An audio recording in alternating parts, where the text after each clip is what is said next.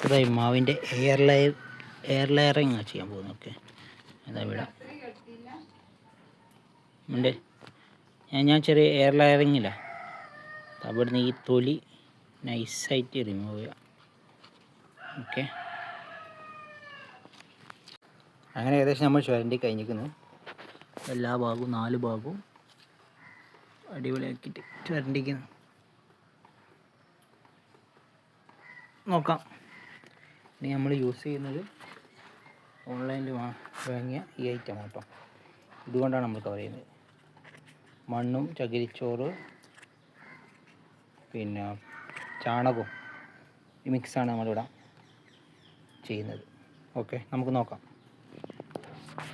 Guys, നമ്മൾ രണ്ടാമത് ചെയ്യുന്നത് കുറച്ച് മൂത്ത കമ്പാട്ടോ. പച്ചക്കളറല്ല, ഈ ബ്രൗൺ കളറാണ് ചെത്തിയിട്ട് കാണുന്നത്. നോക്കാം, ട്രൈ ചെയ്യാം, പിടിക്കുമോ നോക്കാമല്ലോ. അങ്ങനെ നമ്മളെ ലെയറിങ് കംപ്ലീറ്റ് ആയിരുന്നു. ഓക്കെ, ഇതൊരു വലിയ മാവാണ്, വലിയ മാങ്ങയുള്ള മാവ്. അപ്പോൾ നമുക്കൊരു പരീക്ഷണാടിസ്ഥാനത്തിലാണ് ചെയ്യുന്നത്. നോക്കാം. ഇതിൻ്റെ റിസൾട്ട് വൈകാതെ വരുന്നതാണ്.